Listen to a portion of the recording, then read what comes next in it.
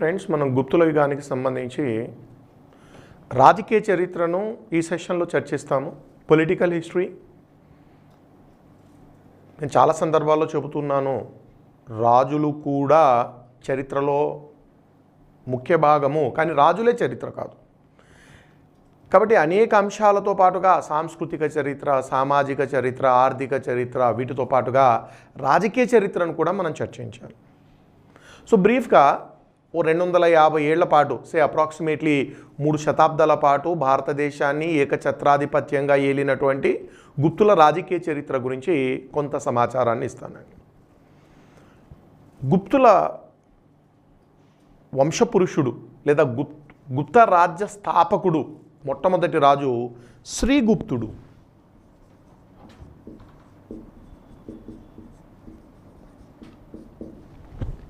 శ్రీగుప్తుడి గురించి మనకు చైనా యాత్రికుడైనటువంటి ఇస్సింగ్ ఒక ముఖ్యమైనటువంటి పాయింట్ అందిస్తున్నాడండి. యాక్చువల్గా గుప్తుల కాలంలో భారతదేశాన్ని సందర్శించిన చైనా యాత్రికుడు ఫాయియాన్. ఇస్సింగ్ అనేవాడు 7వ శతాబ్దంలో వచ్చాడు. ఈయన గురించి మనం తర్వాత కూడా చర్చిస్తాము. 7వ శతాబ్దంలో భారతదేశాన్ని సందర్శించినటువంటి చైనా యాత్రికుడు ఇస్సింగ్ శ్రీగుప్తుడి గురించి ఒక ముఖ్యమైన పాయింట్ ఇస్తున్నాడండి. ఈ మధ్య తెలుగు రాష్ట్రాల్లో జరిగినటువంటి పోటీ పరీక్షల్లో ఈ పాయింట్ పైన బిట్ కూడా అడిగారండి. ఏమంటున్నాడంటే ఇస్సింగ్, శ్రీగుప్తుడు మృగశిఖవనంలో, ఇది ఎక్కడుందో మనకు తెలియదండి, మృగశిఖవనం అట. ఈ మృగశిఖవనంలో ఒక బౌద్ధ స్తూపాన్ని నిర్మించాడు. ఒక బౌద్ధ స్తూపము, ఒక బౌద్ధ విహారము.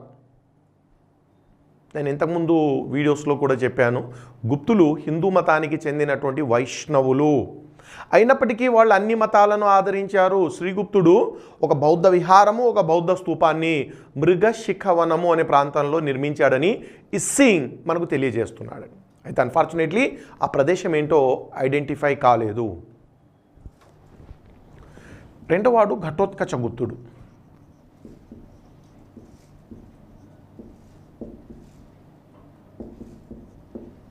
ఇతను రెండోవాడు అండి.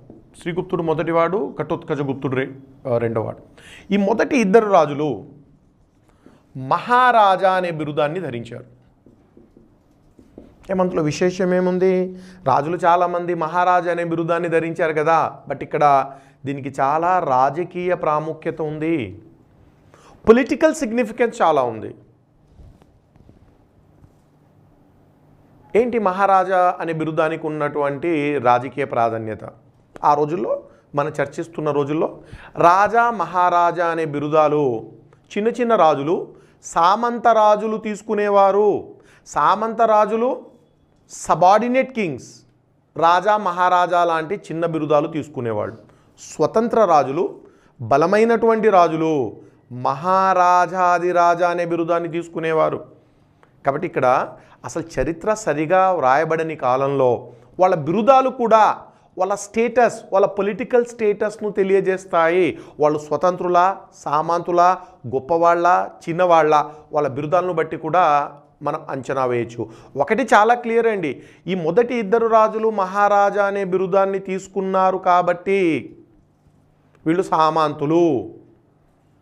బిరుదాల వల్ల వాళ్ళు సామంతులని తెలుస్తుంది. బట్ ఇక్కడ పాయింట్ ఏంటంటే ఎవరికి సామంతులు, ఎవరికి సామంతులు వీళ్ళు, అదే తెలియడం లేదండి. నేను చాలా సందర్భాల్లో చెప్పాను, ప్రాచీన చరిత్ర అధ్యయనం చేయడం చాలా కష్టము. ఎందుకంటే మన ప్రాచీన పండితులు చరిత్ర రాయాలనే ఆలోచన అసలు వాళ్ళకు లేదు, చరిత్ర రాయలేదు.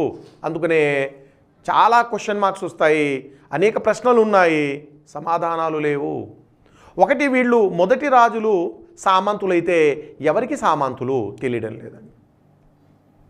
బట్ ఒకటి చరిత్రకారులు నమ్ముతుంది ఏంటంటే, వీళ్ళు యాక్చువల్గా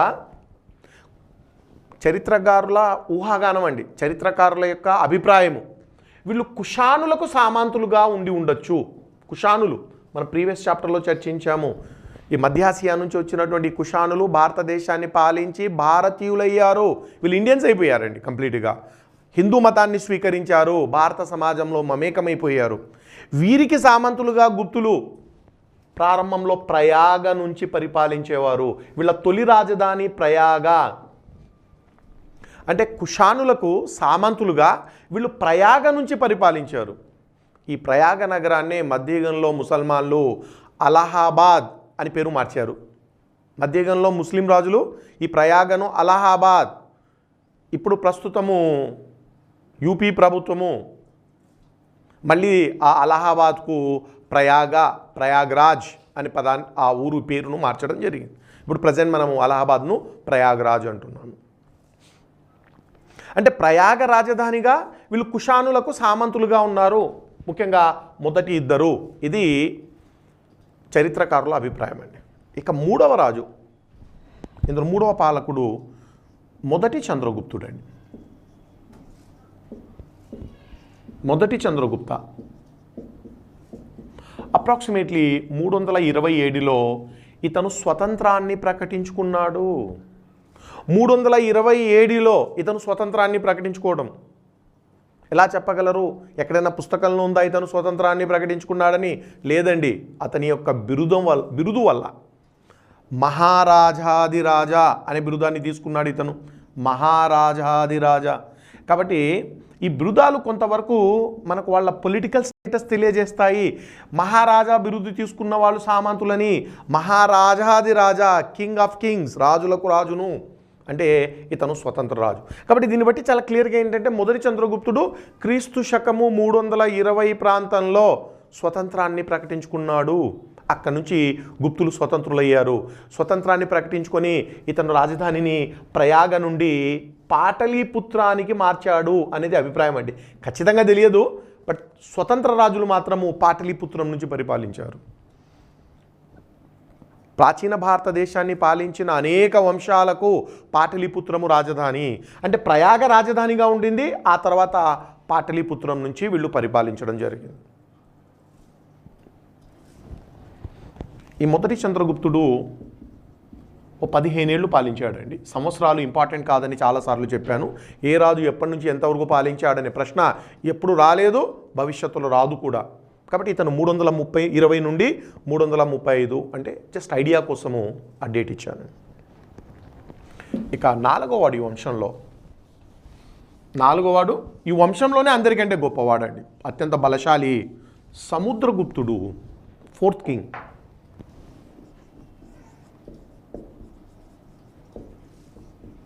సముద్రగుప్త ఇతని పాలనా కాలము చాలా సుదీర్ఘంగా కొనసాగిందండి. దాదాపుగా 1/2 శతాబ్దము, 45 సంవత్సరాలు పరిపాలించాడు ఇతను. గుప్త వంశంలో అందరికంటే గొప్ప చక్రవర్తి, అనేక విజయాలు, ఒక చిన్న గుప్త రాజ్యాన్ని మహాసామ్రాజ్యంగా మార్చిన ఘనత ఇతనిదే. అప్పటికి గుప్తులు ఒక చిన్న ప్రాంతాన్ని మాత్రమే పాలిస్తున్నారు. ఇతని విజయాలు, నిరంతర యుద్ధాల వల్ల 100 యుద్ధాలు చేసి 100 రాజ్యాలు జయించాడట అండి ఇతను. తన శాసనంలో చెప్పుకున్నాడు. ఓ మహాసామ్రాజ్యాన్ని నిర్మించాడు. అందుకనే విఎస్ స్మిత్ అనే చరిత్రకారుడు, ఆంగ్లేయ చరిత్రకారుడు అండి విఎస్ స్మిత్, ఇతన్ని ఇండియన్ నెపోలియన్ అని వర్ణించాడండి, అభివర్ణించాడు. Indian Napoleon. ఈ నెపోలియన్ అనేవాడు ఫ్రాన్స్ చక్రవర్తి అండి. ఎప్పుడు 19వ శతాబ్దంలో అండి అతను. నెపోలియన్ ఫ్రాన్స్కు చక్రవర్తి, మొత్తం ఐరోపాను గజగజలాడించాడు. ఒక ఇంగ్లాండ్ తప్ప మొత్తం ఐరోపా అతనికి దాసోహమంది. అనేక యుద్ధాలు చేసి అనేక గొప్ప విజయాలు సాధించినటువంటి ఈ పాలకుడు నెపోలియన్ అండి. నెపోలియన్ చాలా చాలా పవర్ఫుల్. మొత్తం ఐరోపాను గజగజలాడించాడు అతను. ఏ రకంగా నెపోలియన్ ఐరోపానంతా తన ఆధీనంలో తెచ్చుకున్నాడో, సముద్రగుప్తుడు కూడా మొత్తం భారతదేశాన్ని తన ఆధీనంలో తెచ్చుకున్నాడు. కాబట్టి విఎస్ స్మిత్ వీళ్ళిద్దరిని కంపేర్ చేసి ఇతను భారత నెపోలియన్, ఇండియన్ నెపోలియన్ అని చెప్పాడండి. ఇక సముద్రగుప్తుడు 100 రాజ్యాలు జయించానని అలహాబాద్ శాసనంలో చెప్పుకుంటున్నాడండి. అలహాబాద్ శాసనం, శాసనం వేసే రోజుల్లో దాని పేరు ప్రయాగ అండి. ఆ నగరం పేరు ప్రయాగ. యాక్చువల్గా ఇది ప్రశస్తి, ప్రయాగ ప్రశస్తి. కానీ పురావస్తు శాస్త్రంలో ఉన్న సాంప్రదాయం ఏంటంటే ప్రస్తుత పేరుతో మన శాసనాలు పిలవాలి. కాబట్టి ఆనాడు ప్రయాగ ఉండొచ్చు, అయినా మన ప్రయాగ శాసనం అనకుండా అలహాబాద్ శాసనం అంటుంటాము. విశేషం ఏంటంటే ఈ అలహాబాద్ శాసనము ప్రశస్తి అశోకుని స్తంభం పైన వేయబడింది. అశోకుడి స్తంభ శాసనం అలహాబాద్లో ఉందండి. సే ఫర్ ఎగ్జాంపుల్ ఇది అశోకుడు ప్రాకృత భాషలో తన శాసనం వేశాడు. ఎక్కడ? అలహాబాద్లో ఉన్నటువంటి ఒక స్తంభము, స్పేస్ చాలా ఉంది, ఆ స్పేస్ను వాడుకున్నాడు సముద్రగుప్తుడు. ఇక్కడ సముద్రగుప్తుని శాసనము సంస్కృత భాషలో.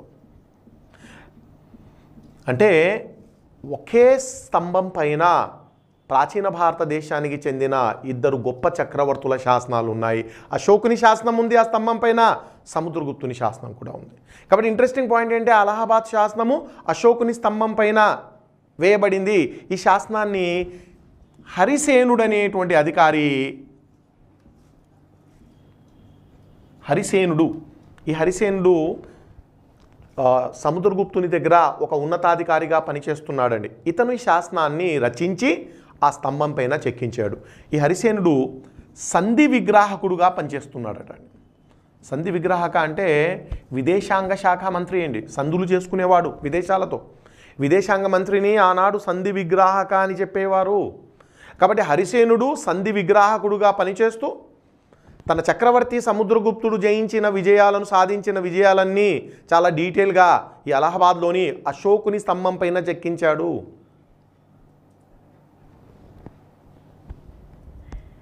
కొంత కఠినంగా ప్రశ్నలు అడగాలనుకోండి, దీనిపైన ఒక ప్రశ్న అడగాలనుకోండి, ఎలా అడగచ్చు అంటే బాగా క్లిష్టంగా అడగాలనుకుంటే మ్యాప్ ఇచ్చి, మ్యాప్లో రివర్స్ కూడా ఉంటాయండి. ఈ నదులు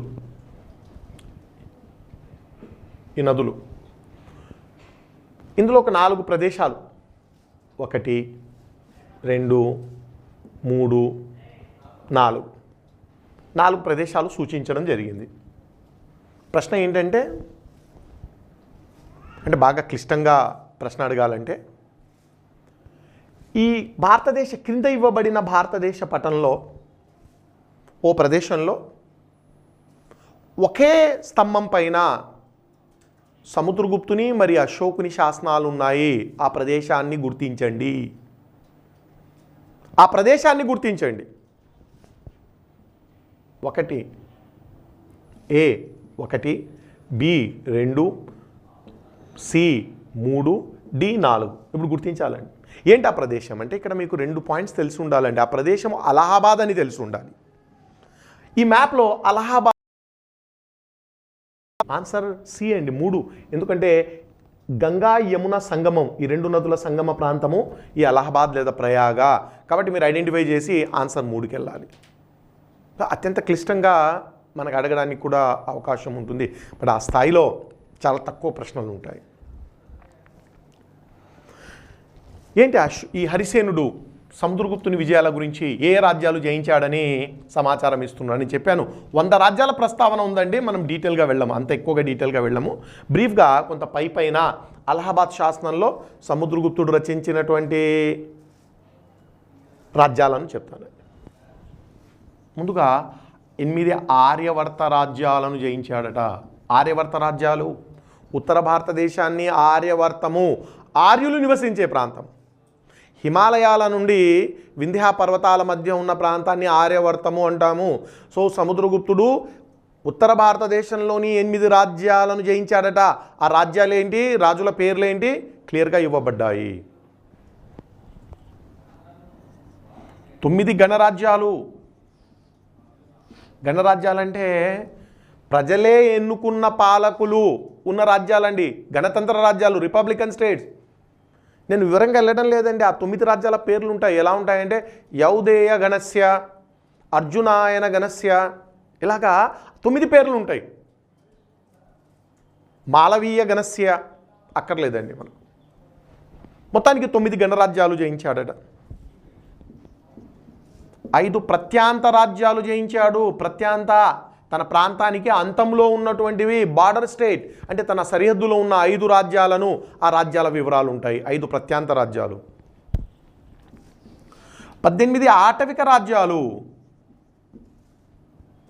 18 ఆటవిక రాజ్యాలు. అటవీ ప్రాంతంలో ఉన్న 18 గిరిజన రాజ్యాలను జయించాడట. ఆ 18 గిరిజన రాజ్యాల వివరాలు ఉంటాయి. 12 దక్షిణాది రాజ్యాలు.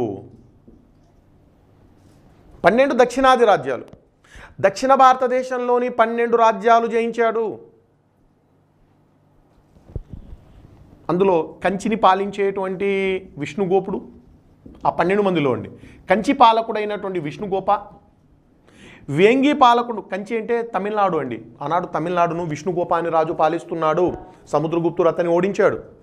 వేంగి పశ్చిమ గోదావరి జిల్లాలో వేంగి పాలకుడైన హస్తివర్మను ఓడించాడు. కోసలను పాలించే, కోసల అంటే ఉత్తరాంధ్ర ఒరిస్సాను, ఆ రోజుల్లో కోసల రాజ్యం. కోసల అంటే మరి మీరు ఉత్తర భారతదేశంలో ఉన్నటువంటి కోసల కాదండి, ఒరిస్సాను కోసల అనే ఒక చిన్న రాజ్యం పరిపాలించింది. కొంత ఉత్తర ఆంధ్ర కూడా కోసలలో భాగంగా ఉండింది. ఆ కోసలను పాలించేటువంటి మహేంద్రను ఓడించాడు. ఈ రకంగా 12 రాజ్యాల పేర్లు, ఆ రాజుల పేర్లు మనకి ఇవ్వబడ్డాయి. 12 దక్షిణాది రాజ్యాలు. బట్ రిమెంబర్, హరిసేనుడు ఈ శాసనాన్ని రచించినటువంటి హరిసేనుడు సంస్కృతంలో గొప్ప కవి. జనరల్గా ఆ రోజుల్లో శాసనాలు కవులే వేసేవారండి. ఎందుకంటే దాన్ని కవిత్వ రూపంలో శాసనాలను వేయడం అంటే ఒక్కొక్క శాసనం ఒక ఖండకావ్యము. ఇప్పుడు ఎలా ఉంటుందంటే, ఇప్పుడు ఈ పేర్లు కంచిని పాలించే విష్ణుగోపుణ్ణి ఓడించాడు, వేంగిని పాలించే హస్తివర్మ, అలా ఉండదండి. శాసనంలో ఎలా వస్తుందంటే కంచేయ విష్ణుగోప, వేంగేయ హస్తివర్మ, కోసల మహేంద్ర, ఇలాగొక కవిత్వ రూపంలో ఈ శాసనము వేయబడుతుంది. సో ఈ రకంగా ఒక చిన్న గుప్త రాజ్యాన్ని ఒక మహా సామ్రాజ్యంగా మార్చిన ఘనత సముద్రగుప్తునికి దక్కుతుంది. ఇక సముద్రగుప్తుని తర్వాత నెక్స్ట్ వచ్చినటువంటి 5వ రాజు 2వ చంద్రగుప్తుడు.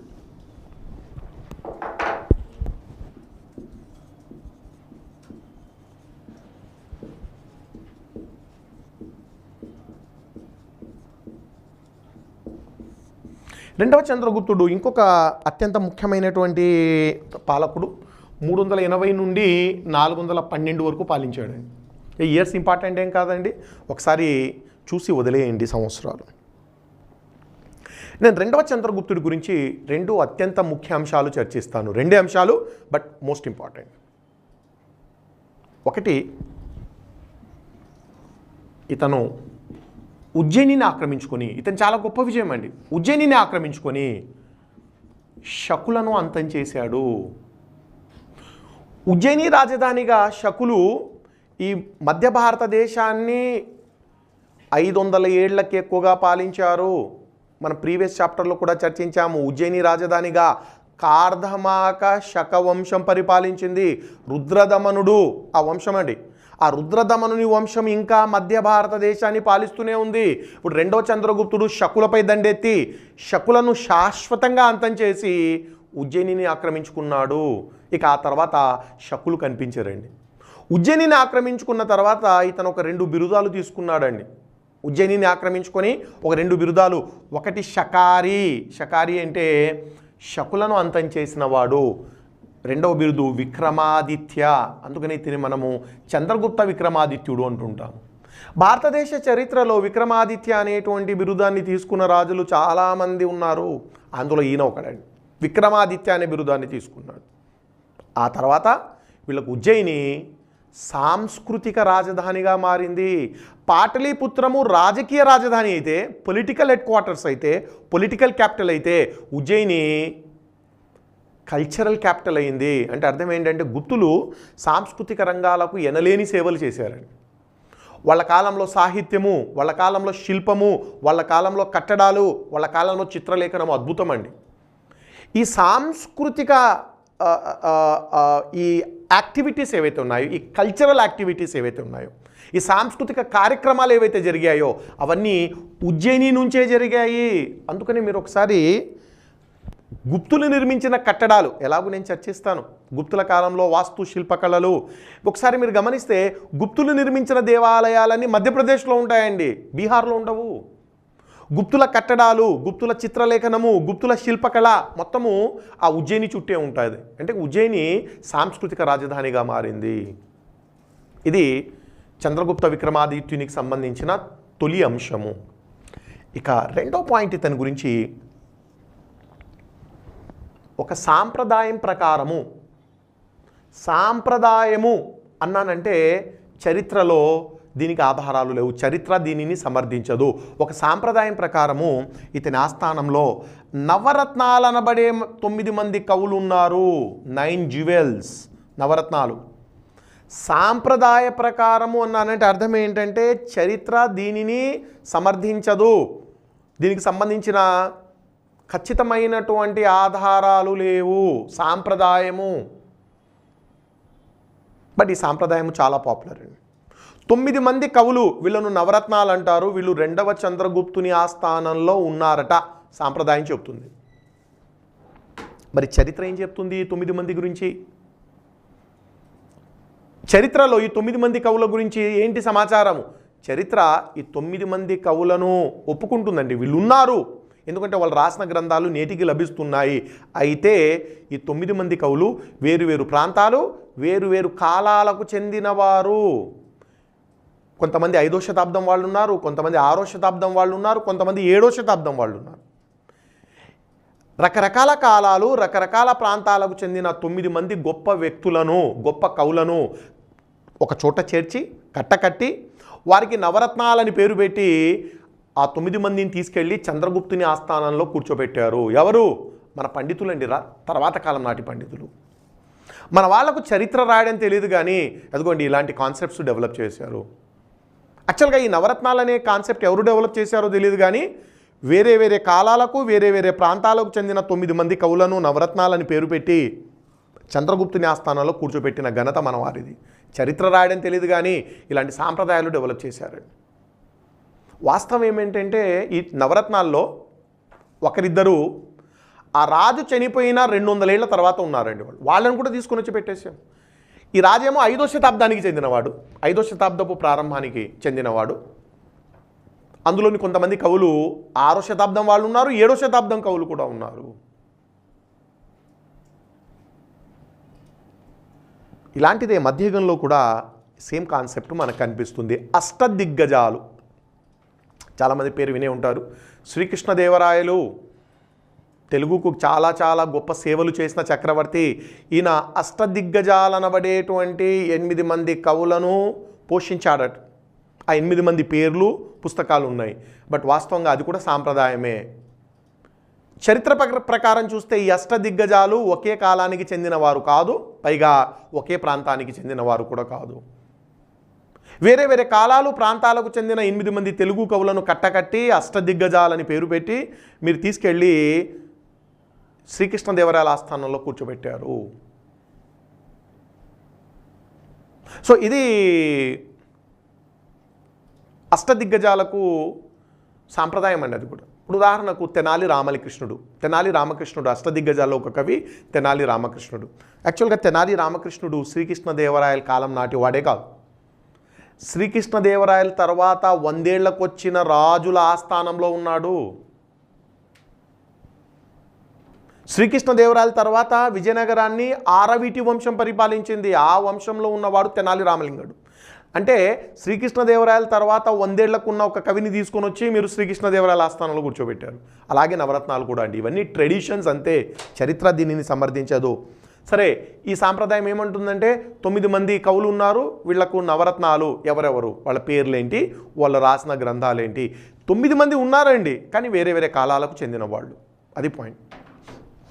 ఆ 9 మంది పేర్లు, తర్వాత వాళ్ళ గ్రంథాలు చాలా ఇంపార్టెంట్.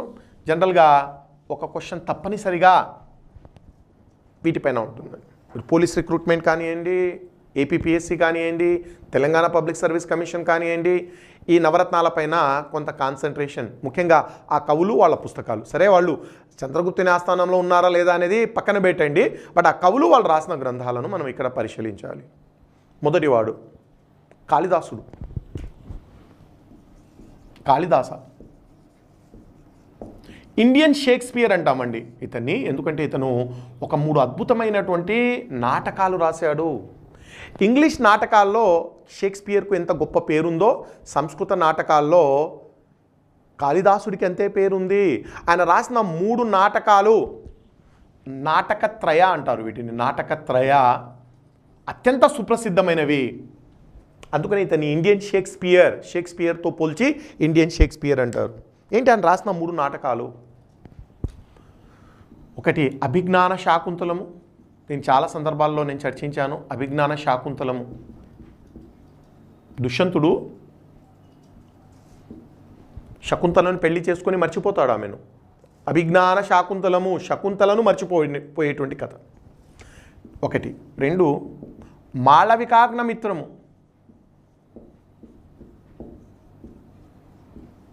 ఆల్రెడీ ఇది కూడా చర్చించాను. అగ్నిమిత్ర శుంగ వంశానికి చెందిన రాజు అండి అగ్నిమిత్రుడు.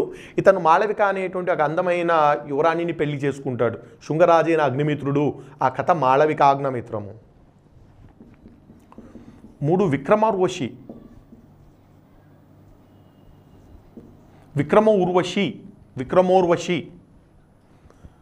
విక్రమాదిత్యుడనే ఒక రాజు ఊర్వశి అనే అప్సరస, ఇంద్రుని ఆస్థానంలో ఉన్న ఊర్వశి అనే అప్సరసను పెళ్లి చేసుకుంటాడు. దీన్ని విక్రమోర్వశి అంటాము. ఈ మూడు నాటకత్రయంగా సుప్రసిద్ధము. ఈ మూడు నాటకాలతో పాటుగా కాళిదాసుడు ఒక 4 కావ్యాలు కూడా రాశాడు. నాటకాలు వేరు, కావ్యాలు వేరండి. వీటితో పాటుగా 4 కావ్యాలు కూడా రాశాడు. రఘువంశము ఒకటి. రఘువంశం అంటే శ్రీరామచంద్రుడు అండి, రాముని గురించి ఆయన రఘువంశస్థుడు, దానిపైన రాశాడు రఘువంశము. కుమారస్వామి జననము, సంభవం అంటే జననము అండి. కుమారస్వామి, పార్వతి మహాశివుడికి కుమారస్వామి జన్మించి తారక అనేటువంటి ఒక రాక్షసిని చంపేస్తాడు. ఆ కథను కుమార సంభవంలో అద్భుతంగా చిత్రీకరించడం జరిగింది. అదొక కావ్యం. ఋతు సంహార, భారతదేశంలో ఉన్న ఋతువులు, గ్రీష్మ ఋతువు, వసంత ఋతువు, ఈ ఋతువులు, సీజన్స్ గురించి ఋతు సంహార రాశాడు. మేఘదూతము, ఒక యక్షుడు తన విరహవేదనను తన ప్రేయసికి మేఘాల ద్వారా సమాచారాన్ని, ఆ విరహవేదనను పంపిస్తాడు. అంటే ఒక యక్షుడు తన విరహవేదనను మేఘాలను దూతగా చేసుకొని ఒక సందేశాన్ని పంపిస్తాడు. దాన్ని మనం మేఘ సందేశం అంటుంటాము. సో చాలా అద్భుతంగా ఒక శృంగార కావ్యము ఈ మేఘదూతం అనేటువంటిది. కాబట్టి ఇవి 4 కావ్యాలు, ఈ 3 నాటకాలు మొత్తము కాళిదాసుని యొక్క ప్రధానమైనటువంటి వర్క్స్ అండి. మనకు నవరత్నాల్లో కాళిదాసుడు చాలా ముఖ్యమైన వాడు. కాళిదాసుడి తర్వాత రెండో వ్యక్తి, 9 మంది పేర్లు, వాళ్ళ గ్రంథాలు ఇవ్వబోతున్నాను. విష్ణు శర్మ.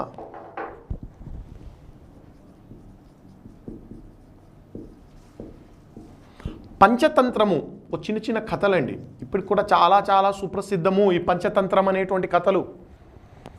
బాల్యంలో చిన్నప్పుడు మనం ఎన్నో పంచతంత్ర కథలు వినింటామండి. సో నైతిక విలువలతో కూడిన అనేక చిన్న చిన్న కథలను పంచతంత్రం అనే పేరుతో విష్ణు శర్మ రచించాడండి. అనేక భాషల్లో ఈ పంచతంత్రము అనువదించబడింది. రెండోవాడు. మూడోవాడు అమరసింహ. ఇతను అమరకోశం రాశాడండి. ఇది లెక్సికాన్ అండి, సంస్కృత లెక్సికాన్. లెక్సికాన్ అంటే డిక్షనరీ, నిఘంటు. సంస్కృత భాషలో ఒక డిక్షనరీ రాశాడు. డిక్షనరీని ఇంగ్లీష్లో లెక్సికాన్ అంటామండి. డిక్షనరీ అన్న లెక్సికాన్. సో అమరకోశము అనేది సాంస్క్రిట్ డిక్షనరీ. ఒకసారి సివిల్ సర్వీస్ పరీక్షల్లో అడిగాడు. ఒక 4 గ్రంథాలు ఇచ్చి అమరకోశం కూడా అందులో ఉంది. ఈ 4గింటిలో సాంస్క్రిట్లో రాయబడినటువంటి లెక్సికాన్ ఏంటి, డిక్షనరీ ఏంటి? అమరకోశం అండి. వరరుచి 4వవాడు. ఇతను ప్రాకృత ప్రకాశ రాశాడండి. ప్రాకృత ప్రకాశ వ్యాకరణ గ్రంథం అండి. ఇది వ్యాకరణ గ్రంథము, ప్రాకృత ప్రకాశ. రిమెంబర్, 9 మందిలో ఇతనొక్కడే ప్రాకృత కవి. అంటే మిగతా 8 మంది సంస్కృతంలో రాశారు, ఈయన ఒక్కడే ప్రాకృతంలో రాశాడు. ప్రాకృత ప్రకాశ అనే పేరుతో ఒక వ్యాకరణ గ్రంథాన్ని ప్రాకృత భాషలో రచించాడు. కాబట్టి 9 మందిలో ఏకైక ప్రాకృత కవి ఈ వరరుచి. ఐదవ వాడు ధన్వంతరి. ధన్వంతరి పేరు వినే ఉంటారండి. మన ఆయుర్వేదంలో ధన్వంతరిని ఒక గొప్ప దేవుడిగా ఆరాధిస్తారండి.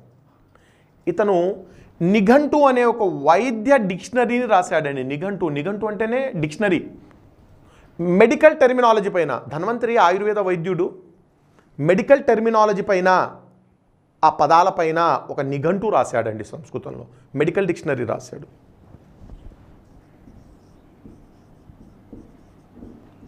ఆరవవాడు సుశ్రుత. సుశ్రుత సంహిత అనే గ్రంథం రాశాడు ఇతను. సుశ్రుత సంహిత ఇది శస్త్రచికిత్సల పైన వ్రాయబడింది, సర్జరీ పైన. చాలా గొప్ప డాక్టర్ అండి. ప్రాచీన కాలం నాటి ఓ ఇద్దరు గొప్ప డాక్టర్ల పేర్లు ఇవ్వమంటే, వైద్యుల పేర్లు ఇవ్వమంటే, నేను ఒకటి చరకుడి పేరిస్తాను, రెండు సుశ్రుతుని పేరిస్తాను. చరకుడు చరక సంహిత రాశాడు, సుశ్రుతుడు సుశ్రుత సంహిత రాశాడు. బట్ ఇద్దరికి తేడా ఏంటంటే, చరకుడు ఫిజిషియన్ అండి, సుశ్రుతుడు సర్జన్. తేడా తెలుసు ఫిజిషియన్కు, సర్జన్కు. ఫిజిషియన్ మందుల ద్వారా రోగాన్ని నయం చేస్తాడు, సర్జన్ శస్త్రచికిత్సల ద్వారా, అంటే శరీరాన్ని. ఇప్పుడు సుశ్రుత సంహిత అంతా సర్జరీల పైన అండి.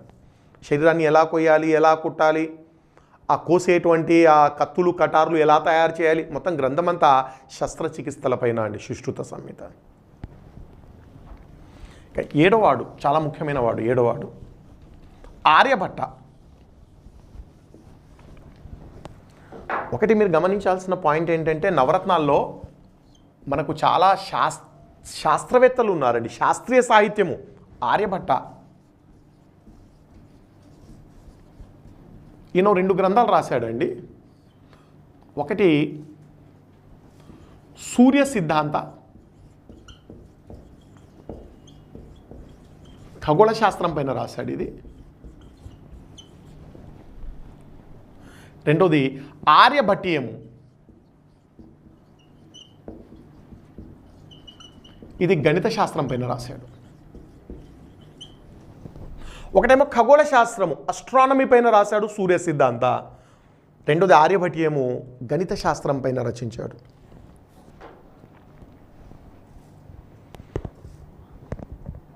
సూర్య సిద్ధాంతలో చాలా అద్భుతమైన ఖగోళ శాస్త్రానికి సంబంధించిన సిద్ధాంతాలు ఉన్నాయండి.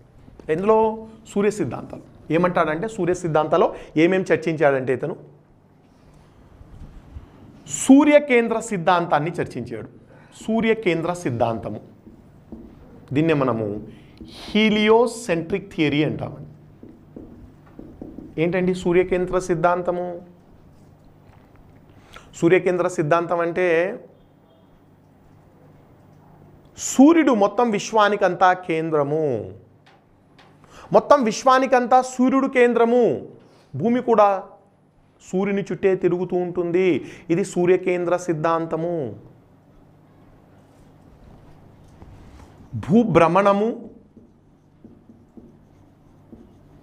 భూ పరిభ్రమణము గురించి చర్చించాడు. భూమి తన చుట్టూ తాను తిరగడాన్ని భూభ్రమణము అంటాము. తన చుట్టూ తాను తిరగడం వల్ల రాత్రి పగలు ఏర్పడతాయి అని సత్యాన్ని తెలియజేస్తున్నాడు. భూ పరిభ్రమణము, తన చుట్టూ తాను తిరుగుతున్న భూమి సూర్యుని చుట్టూ కూడా తిరుగుతుంది, అందువల్ల ఋతువులు ఏర్పడతాయి. సో చాలా అద్భుతంగా రొటేషన్ అండ్ రెవల్యూషన్ సిద్ధాంతాలు చెప్తున్నాడు. ఇంకా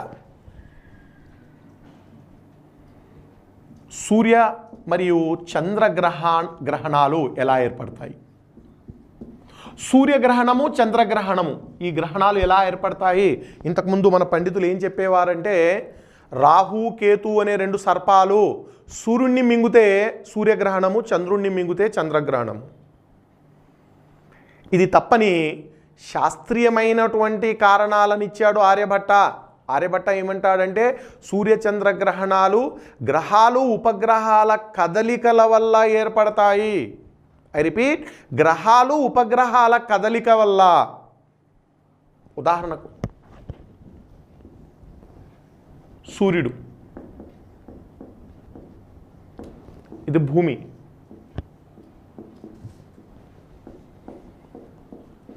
సూర్యుని కిరణాలు నేరుగా భూమిపైన పడుతున్నాయని. భూమికి ఉపగ్రహము చంద్రుడు, అంటే భూమి చుట్టూ తిరుగుతుంటాడండి చంద్రుడు.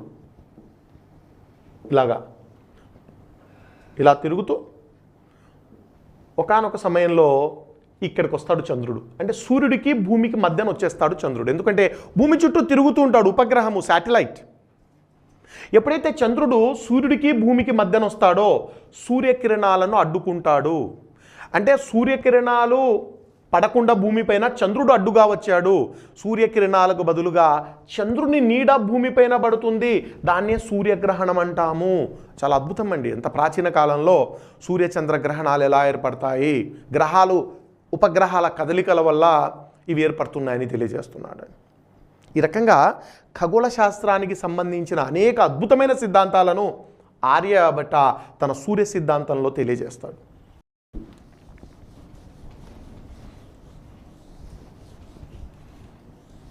అదే ఆర్యభట్యం మనం చూస్తే ఇందులో గణిత శాస్త్రానికి సంబంధించిన అనేక అద్భుతమైన అంశాలు ఉన్నాయి. బీజగణితము, ఆల్జెబ్రా, రేఖాగణితము, జామెట్రీ, అంకగణితము, అర్థమెటిక్స్, ఇలాంటి వాటి గురించి చాలా గొప్ప సమాచారము ఆర్యభట్యంలో ఉంటుంది. ఆర్యభట్ట తన పుస్తకంలో సున్నాను, దశాంశ పద్ధతిని చాలా విరివిగా ఉపయోగించాడు. సున్నాను, దశాంశ పద్ధతిని. దశాంశ పద్ధతి అంటే డెసిమల్ సిస్టమ్. ప్రపంచ గణిత శాస్త్రానికి భారతీయులు ఎన్నో గొప్ప సేవలు చేశారు. భారతీయులు అందించిన రెండు అద్భుతమైన కానుకలు గణిత శాస్త్రానికి, ఒకటి సున్నా, రెండు దశాంశ పద్ధతి. ఈ రెండిటిని భారతీయులే కనుక్కున్నారు. ఐ రిపీట్, దశాంశ పద్ధతిని, సున్నాను భారతీయులు కనుక్కొని ప్రపంచానికి అందజేశారు. ఆర్యభట్ట కనుక్కున్నారని చెప్పడం లేదండి. ఆర్యభట్ట కంటే ముందే, ఆర్యభట్ట 5వ శతాబ్దానికి చెందినవాడు, అంతకంటే ముందే సున్నా డెసిమల్ సిస్టమ్ను భారతీయులు కనుక్కున్నారు. ఎవరు కనుక్కున్నారో మన దగ్గర క్లారిటీ లేదు, మనకు తెలియదు. కాకపోతే ఆర్యభట్యంలో సున్నాను, దశాంశ పద్ధతిని బాగా ఉపయోగించడం జరిగింది. ఏంటి సున్నా కనుక్కోవడం అంటే ఏంటి? భారతీయుల కానుక అండి ప్రపంచ గణిత శాస్త్రాన్ని. సున్నా కనుక్కోవడం అంటే చాలా ఏం లేదండి. ఒక సంఖ్య పక్కన సున్నాను చేర్చడం వల్ల దాని విలువ 10 రెట్లు పెంచవచ్చు అనే సిద్ధాంతాన్ని మన వాళ్ళు డెవలప్ చేశారండి. ఏదైనా సంఖ్య ఉండనివ్వండి, సున్నా చేర్చడం వల్ల దాని విలువ 10 రెట్లు పెంచవచ్చు. అది సున్నాను కనుక్కోవడం. దశాంశ పద్ధతి అత్యంత పెద్ద విలువలను, అత్యల్ప విలువలను 10 ఆధారంగా లెక్కించడాన్ని దశాంశ పద్ధతి. ఇప్పుడు ఎవరైనా 10 లక్షల కోట్లు రాయమన్నారు అనుకోండి. 10 లక్షల కోట్లు ఎలా రాయాలి? 1 0 0 0 0 0 ఇలా వేసుకుంటూ వెళ్ళాలి. అలా కాకుండా 10⁵, 10⁶, దాన్ని దశాంశ పద్ధతి. 10 ఆధారంగా అత్యధిక సంఖ్యలను చూపించడం, అంతేకాదు అత్యల్ప సంఖ్యలను కూడా చూపించడము. For example nanometre. నానోమీటర్ అంటే ఒక మీటర్లో బిలియన్ పార్ట్ అండి. ఎలా చేయాలి దాన్ని? 0.00000000001 మీటర్ అనకుండా 10⁻⁻9 ఆర్ సంథింగ్ అలా చెప్పేయడం. దీన్ని డెసిమల్ సిస్టమ్ అంటాము. ఇది కూడా ప్రపంచానికి మన భారతీయులే అందించారు. ఆర్యభట్ట ఈ సిద్ధాంతాలన్నిటినీ చాలా గొప్పగా తన గ్రంథంలో చెప్తున్నాడు. ఈయన రాసిన 2 గ్రంథాలు చూస్తే ఒకటేమో ఖగోళ శాస్త్రం పైన, మరొకటేమో గణిత శాస్త్రం పైన. నెక్స్ట్ 8వ పండితుడు వరహామిహిర. చాలా ఇంపార్టెంట్ అండి ఈ వరహామిహిరుడు. ఇతను రాసిన బృహస్సంహిత, దీన్ని సింపుల్గా ఎన్సైక్లోపీడియా అంటామండి. ఎన్సైక్లోపీడియా, విజ్ఞాన సర్వస్వం ఇది. ఎన్సైక్లోపీడియా ఇది భారత శాస్త్రాలకు ఎన్సైక్లోపీడియా అంతే. అంటే అన్ని శాస్త్రాల గురించి, ఖగోళ శాస్త్రము, గణిత శాస్త్రము, వైద్య శాస్త్రము, భూగోళ శాస్త్రము, రసాయన శాస్త్రము, జీవశాస్త్రము, అది ఇది కాదండి, ఎన్ని శాస్త్రాలు ఉన్నాయో అన్నిటి గురించి ఇందులో సమాచారం ఉంది. అందుకని సింపుల్గా మనం దీన్ని ఎన్సైక్లోపీడియా ఆఫ్ ఇండియన్ సైన్సెస్ అంటాం. అద్భుతమైనటువంటి బృహత్ సంహితను వరహామిహిరుడు రచించాడు. చివరివాడు బ్రహ్మగుప్తుడు. బ్రహ్మగుప్తుడు. ఖండకాఢ్యక అనే గ్రంథం రాశాడు ఇతను.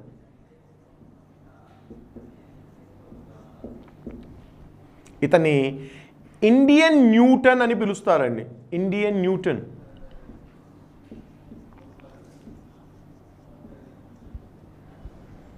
ఎందుకు ఇతను ఇండియన్ న్యూటన్ అంటున్నారంటే ఈయన చెప్పినటువంటి సిద్ధాంతము. ఈయన ఏమంటాడంటే ప్రతి వస్తువును తన వైపు ఆకర్షింప చేసుకోవడము భూమి యొక్క సహజ లక్షణము. ప్రతి వస్తువును తన వైపు ఆకర్షింపజేసుకుంటుంది భూమి. అంటే భూమి ఆకర్షణ శక్తి గురించి, గురుత్వాకర్షణ శక్తి గురించి చాలా వివరంగా తెలియజేశాడు బ్రహ్మగుప్తుడు. అందుకని ఇతన్ని ఇండియన్ న్యూటన్ అని పిలుస్తారు. సహజంగా ఇక్కడ స్టూడెంట్స్కు ఒక డౌట్ ఇక్కడ వస్తుందండి. బ్రహ్మగుప్తుడేమో ప్రాచీన కాలానికి చెందినవాడండి. 7వ శతాబ్దం అండి బ్రహ్మగుప్తుడు. న్యూటన్ ఏమో 19వ శతాబ్దానికి చెందినవాడు. మరి న్యూటన్ కంటే కొన్ని వందల ఏళ్ళు బ్రహ్మగుప్తుడు ఉన్నప్పుడు ఇతని ఇండియన్ న్యూటన్ అని చెప్పడంలో ఉద్దేశం ఏంటి? వాస్తవంగా అయితే ఈ న్యూటన్ను బ్రిటిష్ బ్రహ్మగుప్తుడు, ఇంగ్లాండ్ అండి అతనిది, న్యూటన్ది, బ్రిటిష్ బ్రహ్మగుప్తుడు అని పిలవాలి కదా. Valid question. ఇలాంటిదే ఆచార్య నాగార్జునుడు గురించి నేను శాతవాహనుల దగ్గర, అంటే ఆంధ్ర హిస్టరీ, తెలంగాణ హిస్టరీలో అత్యంత ముఖ్యమైన శాతవాహనుల గురించి చర్చించేటప్పుడు ఆచార్య నాగార్జునుడిని చర్చిస్తాను. 1వ శతాబ్దం అండి ఆచార్య నాగార్జునుడు. ఆయనను ఇండియన్ ఐన్స్టీన్ అంటారు. ఎందుకంటే అతను కన్జర్వేషన్ ఆఫ్ ఎనర్జీ సిద్ధాంతం చెప్పాడు. శక్తిని మనము సృష్టించలేము, ధ్వంసం చేయలేము. Conservation of energy. అందుకని ఆయనను ఇండియన్ ఐన్స్టీన్ అంటాము. మరి ఐన్స్టీన్ ఏమో 20వ శతాబ్దానికి చెందినవాడు, మన నాగార్జునుడేమో 1వ శతాబ్దానికి చెందినవాడు. నాగార్జునుడిని పట్టుకొని మీరు ఇండియన్ ఐన్స్టీన్ ఎందుకు అనాలండి? ఐన్స్టీన్ను జర్మనీ నాగార్జున అని ఎందుకు చెప్పకూడదు? Valid question. ఇక్కడ పాయింట్ ఎందుకు ఇలా జరగడం లేదు? ఎందుకు జరగడం లేదంటే మన ప్రాచీన శాస్త్రవేత్తల్లో ఉన్నటువంటి ఒక ఏమంటాం మనము, ఇన్సులర్ యాటిట్యూడ్, న్యారో మైండెడ్నెస్ అండి. మన పండితులు, ప్రాచీన పండితులు తమ జ్ఞానాన్ని రహస్యంగా దాచిపెట్టుకున్నారు. పక్కవాడికి తెలియకుండా, ప్రపంచానికి తెలియకుండా చాలా జాగ్రత్తగా దాన్ని కాపాడుకుంటూ వచ్చారండి. మన జ్ఞానాన్ని పక్కవాడికి కూడా తెలియకుండా జాగ్రత్తగా, ఇప్పుడు కూడా మీరు ఆయుర్వేద డాక్టర్ దగ్గరికి వెళ్ళండి, వాడు చచ్చినా ఏమందిస్తున్నాడో చెప్పాడు, దాన్ని రహస్యం అంటాడు. నా కుటుంబానికి మాత్రమే పరిమితం, అది నేను షేర్ చేయను ఎవరితో. హైదరాబాద్లో ఉబ్బస వ్యాధికి జూన్ నెలలో చేప మందు ఇస్తారండి. ఒక లక్షలాది మంది, లక్షలు వేలాది మంది వచ్చి ఈ చేప మందు తీసుకుంటారండి. గత 170 ఏళ్ళుగా బత్తిన ఫ్యామిలీ, హైదరాబాద్లో ఒక ఆయుర్వేద కుటుంబానికి చెందిన వాళ్ళు, బత్తిన సోదరులు, వాళ్ళు ఈ మందుని ఇస్తారండి ఉబ్బస వ్యాధికి. ఒక బతికున్న చేప నోటిలో మందు పెట్టి ఆ రోగితో మింగిస్తారు లోపలికి. ఆ మందేంటి, ఎవరు ఎన్ని రకాలుగా తలక్రిందుల తపస్సు చేసినా చెప్పరు, రహస్యం అంటారు, మేము షేర్ చేసుకోము. అరే బాబు, మీరు పంపించేటువంటి ఆ లైవ్ ఫిష్, బతుకున్న చేప కడుపులో చాలాసేపు తిరుగుతూ ఉంటుందండి. లేనిపోని కంటామినేషన్, అది ఇన్ఫెక్షన్ అవుతుంది. పోనీ మీరు మంది ఏంటో చెప్పండి, మేము చెప్పము. భారతీయ శాస్త్రవేత్తలు తమ జ్ఞానాన్ని 10 మందితో పంచుకోరండి. జన విజ్ఞాన వేదిక హైకోర్టుకు వెళ్ళిందండి, ఆ మందేంటో చెప్పండి. హైకోర్టు బత్తిన సోదరులను పిలిపించి నోటీస్ ఇచ్చిందండి వాళ్ళకు. మీరు చేప మందు అన్నారు కాబట్టి ఆ మందుల వివరాలు మీరు ఇవ్వాల్సిందే. దాంట్లో ఉన్న మెడికల్ ప్రాపర్టీస్ ఏంటి, చేప మందు అన్నాక ఆ మందు ఏంటి అనేది చెప్పాల్సిందే. అప్పుడు ఈ బత్తిన బ్రదర్స్ దానికి రిప్లై ఇచ్చి, మేము చేప మందు అని దాని పేరు పెట్టలేదు, చేప ప్రసాదం, అది పేరు మార్చారండి. ఇప్పుడు మీరు జూన్లో చూడండి, చేప మందు అని రాదండి, చేప ప్రసాదము. మీరు మందు అంటే ఏంటి ఆ మందు అడుగుతున్నారు, ఇది ప్రసాదము, ఇష్టమైతే తీసుకోండి, కష్టమైతే మానేయండి. మేము మాత్రము అది మందే కాదు మేము చెప్పం. హైకోర్టు ఏమంటుంది, అది ప్రసాదం అంట అండి, మందు కాదట, మేమేం చేయలేము. చచ్చినా చెప్పరండి మన వాళ్ళు. అదే పాశ్చాత్యులు, తమకు తెలిసిన జ్ఞానాన్ని 10 మందితో పంచుకుంటారు. అలెగ్జాండర్ ఫ్లెమింగ్స్ అనేవాడు పెన్సిలిన్ అనేటువంటి యాంటీబయాటిక్ను కనుక్కున్నాడండి.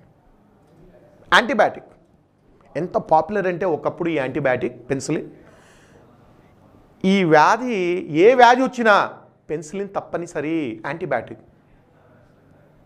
ప్రపంచానికి అలెగ్జాండర్ ఫ్లెమింగ్స్ కూర్చోబెట్టి ప్రపంచ జర్నలిస్టులను కూర్చోబెట్టి యాంటీబయాటిక్ ఎలా తయారు చేస్తారో, యాంటీబాడీసు, యాంటీజెన్స్, వీటి అన్ని వివరాలు ఇవ్వడం జరిగింది. ఫలితం ఏంటి? దానిపైన ఫర్దర్ రీసెర్చ్ జరిగింది. ఇంకా బాగా శక్తివంతమైనటువంటి యాంటీబయాటిక్స్ను డెవలప్ చేశారు. ఈనాడు పెన్సిలిన్ ఎవరు కూడా వాడడం లేదు, అంతకంటే సుపీరియర్ యాంటీబయాటిక్స్ వచ్చాయి. అంటే ఒకటి నేను చెప్పే పాయింట్ ఏంటంటే, జ్ఞానాన్ని 10 మందితో పెంచుకోవడం వల్ల అది బాగా పెరుగుతుంది, కానీ మన పండితులు మాత్రము దాన్ని రహస్యంగా దాచుకోవడం వల్ల ప్రపంచానికి తెలియడం లేదు. ముందుగా మనకు న్యూటన్ గురించి తెలుసండి, న్యూటన్ గురించి. ఆ తర్వాత రీసెర్చ్లో బ్రహ్మగుప్తుడు బయటపడ్డాడు, అతని ఇండియన్ న్యూటన్ అంటున్నాము. ముందుగా మనకు ఐన్స్టీన్ గురించి తెలుసు, ఈ మధ్య కాలంలో నాగార్జున గురించి తెలిసింది. అంటే వీళ్ళంతా రహస్యంగా ఉండిపోయిందండి మనం. అందుకనే వీళ్ళను ఇండియన్ ఐన్స్టీన్ లేకపోతే ఇండియన్ న్యూటన్ ఇలాంటి పేర్లు మనం పెట్టుకోవడం జరిగింది. మొత్తానికైతే నవరత్నాల్లో మనకు డాక్టర్స్ ఉన్నారు, గణిత శాస్త్రవేత్తలు ఉన్నారు, ఖగోళ శాస్త్రవేత్తలు. చాలా అద్భుతమైనటువంటి శాస్త్రీయ సాహిత్యము గుప్తుల కాలంలో అభివృద్ధి చెందింది.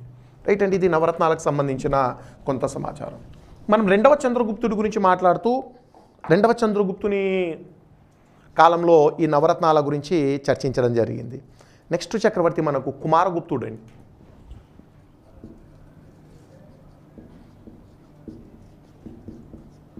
రెండవ చంద్రగుప్తుని తర్వాత వచ్చినవాడు కుమారగుప్తుడు. ఇతని పాలన కూడా చాలా సుదీర్ఘకాలం కొనసాగింది. 412 నుంచి 455 వరకు పరిపాలించాడండి.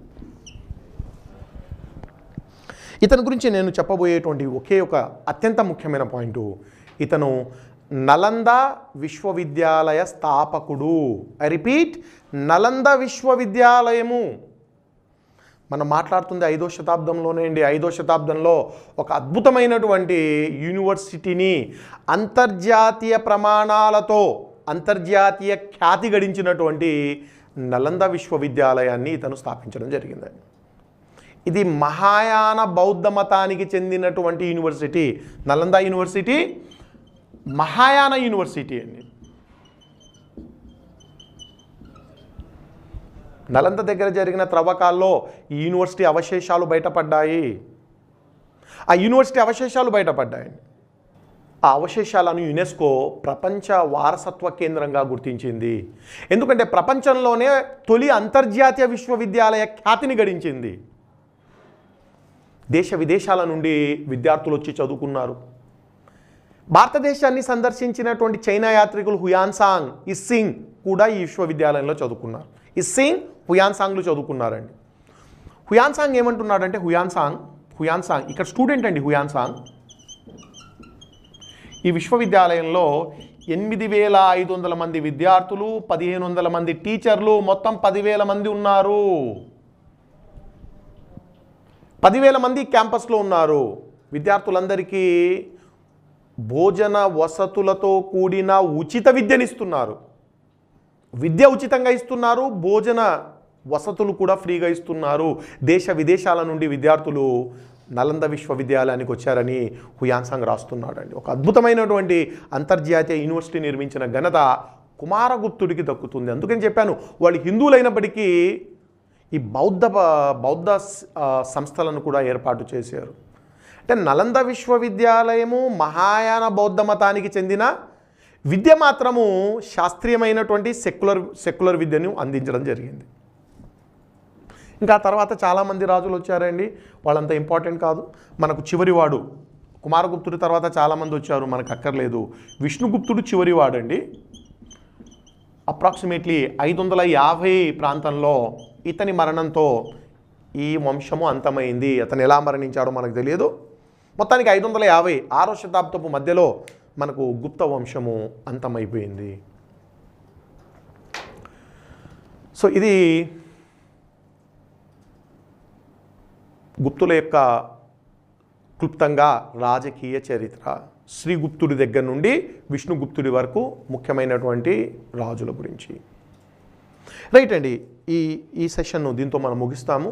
నెక్స్ట్ సెషన్లో గుప్తులకు సంబంధించిన మిగతా అంశాలు మనం డిస్కస్ చేస్తాం.